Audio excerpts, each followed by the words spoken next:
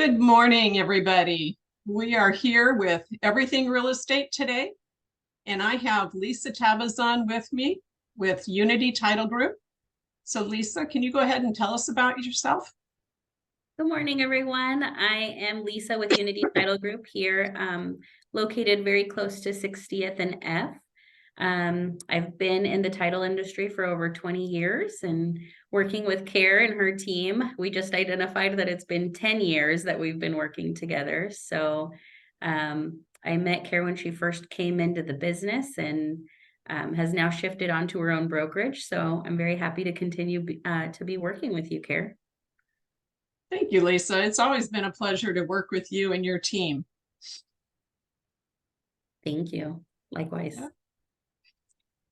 So as Lisa said, I've been in real estate for almost 10 years, and it's just been about a year and a half since I started Care Home Team Real Estate. So I'm excited to continue to help people buy and sell homes, but also to let them know that we're here to answer any questions. The purpose of Everything Real Estate is that if you have questions about real estate, let me know, and we will be able to have people on here to help you answer, to get you answers to your questions. So Lisa, why don't you go ahead and talk a little bit about what is title insurance and why do people need it? Yeah. So title insurance ends up being the product that you need that you really don't ever see much unless it's absolutely needed, right? So title insurance is part of a purchase product that you can purchase to ensure that you're receiving free and clear title on the purchase of your home. I tell my customers all the time, I say this is one of the single largest investments that you'll make, and to not protect that is a big risk that people take. And so I always worry when, customers have done, just a single deed and filed it at the county and not been aware of what's filed against the property. So title insurance, you pay once when you purchase your property. Oftentimes, depending on how the contract is written up, those are costs that are split between buyer and seller. So it's based off of your purchase price, and it does protect you on the purchase. So title insurance is actually going to protect the land that your home is sitting on, which is different from a homeowner's insurance policy that actually protects your home, right? Right. So we make sure that a customer is receiving free and clear title in regards to no prior deed issues that could come forward. Somebody could claim an ownership in the property. There's no liens or judgments that could create any issues. As we were just talking about a little bit ago, code violations are something that we check for. So just making sure that none of those items can come back and haunt you later down the road after you've purchased a property. So when you find things that are like code violations or a deed hasn't been recorded right, how long on average would that take to get cleared up? So we work really closely with the property owners to still be able to meet the closing date that's set out in a purchase agreement. Typically that's going to be 30 to 45 day turn time that customers ask us for to be able to do a closing. If there's prior owner issues, if there's code violations, things like that, we'll jump on it pretty quickly. We wait for our commitment, which takes about 5 to 7 days from when we receive a purchase contract. And then we just start making the phone calls to try to clear title up so that, again, we can be ready and prepared on our end for closing. So when a realtor gets the title commitment for their client, is it essential that that realtor reads through that commitment completely, or can they just rely on you to know what's in it and take care of things? I would say a little bit of both, right? I think we're a team in this. I think communication is huge. I find that the sooner that we jump on things and communicate, the better and more efficiently a closing happens. I would definitely say that our agents do rely on us to make sure that a closing stays on track. But as being, we're kind of the last touch point, the customer doesn't meet us until the end.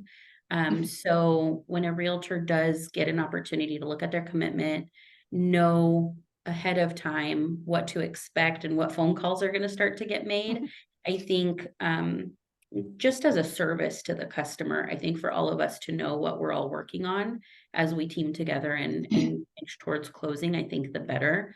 I'm not saying that a realtor would need to read it from page 1 to the end. But I think there's red flags that show up on a commitment that is vital for agents to really know what they're looking at, what to expect. We were talking about foreclosures just a little bit ago. If you see that there's a default listed on that commitment, then you know that that could potentially take us a little bit longer. So the sooner that the customers know that there could be any potential delays, I think is the better, just to better prepare everybody. Yeah. My So long is there a answer. certain section of that title commitment that those things would be listed in that we should look for? Yeah, so your Schedule B, Section 1 is going to show you the requirements that we have to go through to make sure that we're ready for closing. Obviously, you'll have your standard, which would be your warranty deed to transfer out ownership. And then pretty much below that is going to show you any items that need to be cleared. A lot of times it could be corrective deeds, just your standard payoffs. It will show you if there's any loans and if there's documents that have been added to those loans, like a notice of default or anything like that. That's a red flag. That's a red flag that we're definitely going to be working with the seller to get that payoff and get it in time. Once a loan goes into foreclosure, a lot of times they move over to their attorney's departments.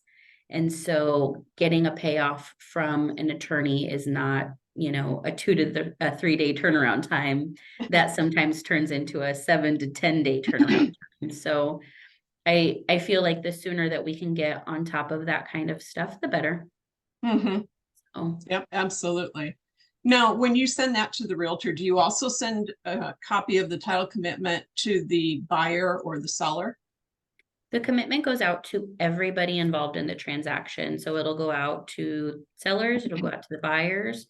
If there's a lender involved, it'll go to them. And then the realtors, of course. So everybody involved in the transaction has it readily available to them. And when we send that, we send it out along with our wire instructions so that way lender has everything all together packaged, and they can see that it's coming from us. And then the buyer has it so that, again, you can kind of cross-reference, especially with all of the wire fraud that's going on in our day and age. So thank you for mentioning wire fraud, because a lot of people have no idea what wire fraud is. yeah. Well, they kind of know what it is, but how it pertains to them in a transaction. Can you speak to that a little bit? Yeah. What they need to look for? So on a purchase transaction, as the title company, since we are basically dispersing all of the funds for a transaction, we're also ensuring that all of those funds are going to, be processed properly to everywhere that they need to go to. So we do require that funds come to us either by a form of a cashier's check or a wire transfer. Wire transfers can be scary for some customers, and I think it's kind of that thing where, again, it's a red flag. Let's slow down, kind of watch what we're doing, make the additional phone calls. So we always tell customers, yes, we're going to get you wire instructions, but call us and verify that. We don't ever mind that phone call because it can be scary. And again, it's your largest investment that sometimes people do once, maybe twice. And we just want to make sure that they're comfortable and how they feel about that. We would never want somebody to intercept an email outside of our organization where those funds can be intercepted and sent elsewhere. In our email system, it's all secure. So we have security processes in place on our end. But if we're sending to outside sources where it's a Gmail account, a MSN account, or an AOL account, those are the ones that we sometimes worry about. So again, a phone call just to make sure that those wire transfers are getting to the right person. So So do you ever email somebody that their wire instructions have changed, or would that be a red flag for somebody? Yeah, so when sellers ask us to have their proceeds wired to their account, we have them come meet us in person, or at times they'll sign electronically, which is fine. But we verify that on our end. If we're going to be sending money outside of our organization, any wire transfers are verified and double verified. But if a seller were to call me on the phone and say, oh, instead of a wire, I want you to wire it to this other account, or changing any type of instructions on that, we do ask them to come back in, re-sign, get it all re-verified again. Because again, those for us are red flags. Anybody could call me and say, I'm John Doe and I want to change my wire instructions. Right. So Yeah, those types of things we re-verify. very good. So in your experience, what have been the most common things that you see come up on a title commitment? Probably one of the most common is errors in previous deeds. So, I know that it's very easy to go and get a templated deed and fill it out and sign it at the county and get it recorded. But a lot of times, me and my team have the experience to be able to properly prepare those items, or if they're working with an attorney, they know all of the processes. If they're not properly completed, it means that somewhere down the road, somebody's going to have to get it corrected. And oftentimes the title company is the one who's doing that. I can't tell you how many times we've had to put our PI hats on and go and find somebody, track them down, just to make sure, again, that there's nobody that could come forward and claim any kind of ownership interest to a property. So those are the things that I would say oftentimes create issues on our end. One of the other ones is, and it happens more with older loans.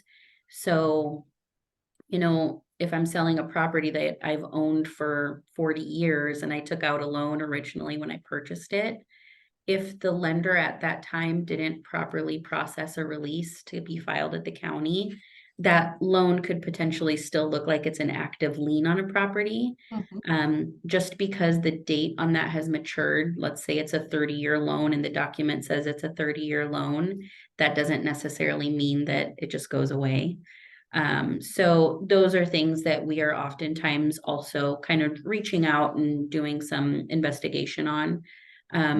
Those are a little bit more difficult when the lender has been sold off, they've closed, they're no longer in business. So Yeah, we, I had like one I of said, we those. get to be the private investigator and go and figure out, when that's transferred. So Right. I know one question that comes up often is, how should I take tenancy when I purchase a home? Can you explain the different kinds and why one might be better than the other for their situation? yeah, and that one is a really difficult one for us, because I can tell you what it means, but it really is a decision that the customer needs to make. And sometimes they need to reach out to their counsel and figure out what are their best options. But you can take title either as joint tenants with rights of survivorship or as tenants in common. If it's not properly displayed on the deed, the default is as tenants in common. And I learned that quite a few years ago, that a Oh, lot of people wow. don't know. You would think it would be the other way, but really it isn't. So say, for example, you and your husband or your spouse are in title as joint tenants with rights of survivorship.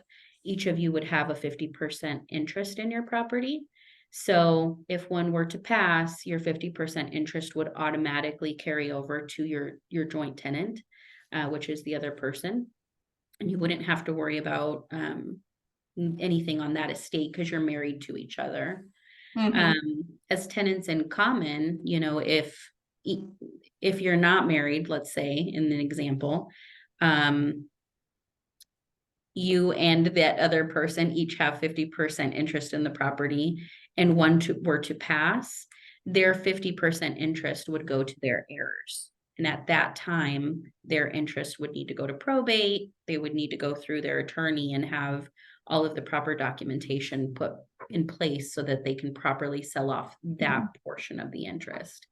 And I think as the title company, that's one of those situations that can get a little bit sticky when someone in ownership has passed away.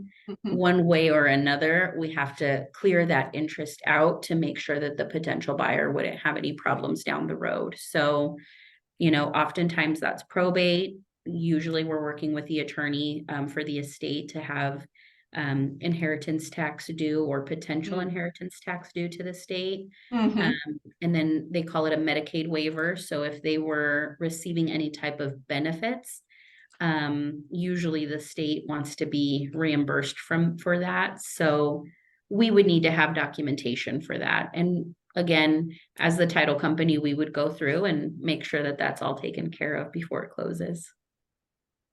So another question that came up to me the other day was, if two people unrelated have tenancy in common, then can one of them sell their portion? As tenants in common? Correct. So you can sell at any time, but in order to sell, both would need to sign the documentation, just acknowledging that, yes, as owners, we are both aware that we're transferring ownership to somebody else. Even if one of them is still going to stay in title, they would still basically just authorize that they know that transfer is happening. So anybody who's in title has to know what's happening, whether it's So no matter loan. So no matter what the situation is, why they're selling, both people or everybody on the deed needs to sign the listing agreement. They need to sign all documents. Oh yeah. Okay. That's actually one of the things that I get asked pretty often, or we'll have customers who are married, and let's say in my instance, it's Mr. Seller has done a listing agreement. He's selling the property because he purchased it single. Well, he's married now. Now he's selling. He doesn't want his spouse to have to sign because he says, oh, she's not in title. She wasn't in title when I bought it. And I'm like, well, sorry, the state of Nebraska says that you're married. So each of you actually have to deed out to the new owner, regardless of if she was in title or your spouse was in title with you at that time. Interesting. I had not heard that before. So very good. Can you explain a little bit about what happens if I have a buyer and the house that they want to purchase is still in title to the deceased person? How is that taken care of? On the seller side? Right, so that there can be a clear title for the buyer.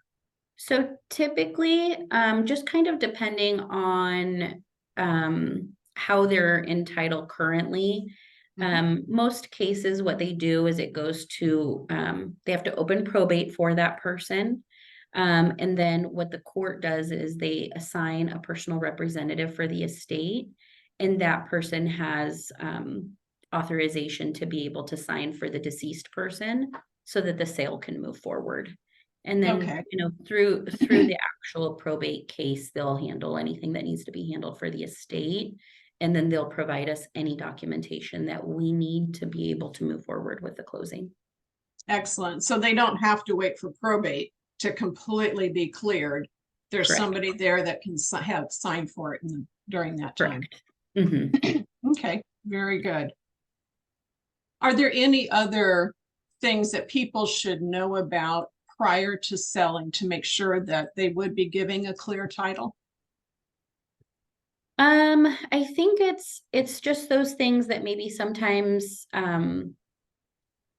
you may be going through and you're just going through the motions and you don't realize that those are things that could potentially affect. It's not an issue, but if you're an entity, let's say you have an LLC or you have a corporation and you're selling, the title company will reach out to ask for any entity documents that are needed. And that LLC or that corporation does need to be in good standing with the state.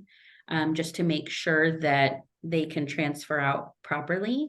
And we're usually the ones bugging, asking for any of those documents. But again, the reason for that is we're issuing a policy on it. So we want to make sure that there's no fraud, there's no forgery. We have the correct person that was authorized through the LLC to sign. So it's, again, it's just protection for everybody, making sure that we're completing everything based off of what we have in writing.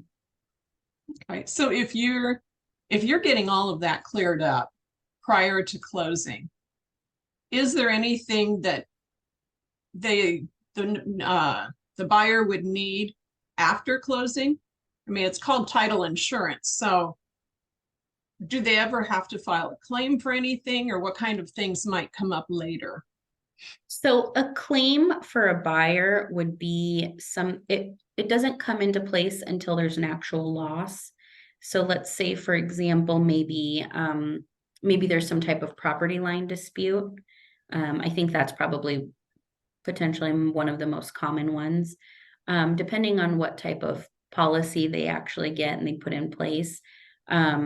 If there is any type of lot line dispute and they actually have to go hire an attorney and they have to go pay for a survey and do those things, that's considered a loss. And so at that time is when they would want to evaluate, their title insurance policy and see if that's something that could potentially be covered. So they would reach out and we would give them instructions to file a claim. Is there a deductible then that they would have to pay? That's a great question that I don't know the answer to. I probably am going to owe you that one. Okay, very good. Anything else that you want to talk to people about as far as title insurance? The other thing that popped up in my head a little bit ago when we were talking about it is power of attorneys. So Ah, yeah, so you could potentially have a power of attorney on a buyer side or a seller side. We've had it in both situations. As the title company, if it's not going to be you yourself signing, we would request the power of attorney. Again, just making sure that we have all of the correct documentation, and the right person that has authority to sign is correct and everything matches. So if that were the case, we would be asking for a power of attorney. What we do typically with any of the documentation that we receive, our underwriter reviews it. And that's, kind of their guidelines, just as any type of insurance, as we have an underwriter that we go through. They verify it just to make sure that everything looks okay. So I think that would be one of the other instances that we would, run across where we have to verify additional documentation. So. sure. And what are the most common reasons somebody would use a power of attorney?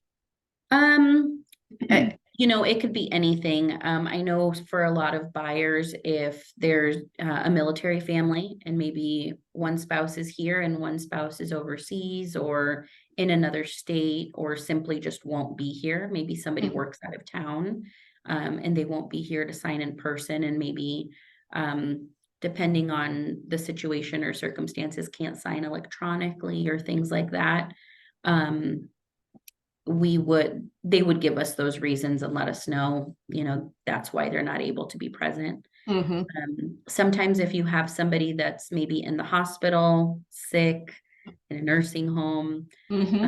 depending on, that situation, we may ask for additional information, because there are certain items that could be called out in a power of attorney that would make it invalid.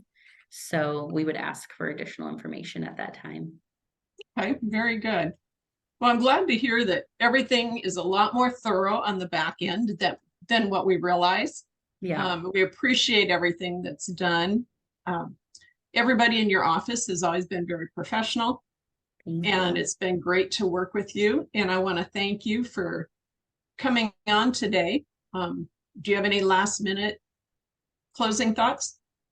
No, I'd like to say thank you for the opportunity. Our team loves working with you. They work really hard just to make sure that transactions close and they flow properly and everyone's happy. So I think that that's definitely a mutual feeling. So we're here to help. If there's ever anything that we can do to help out, reach out to Care, reach out to myself. So If you want, go ahead and give them your phone number, Lisa, if they do have Yeah. questions.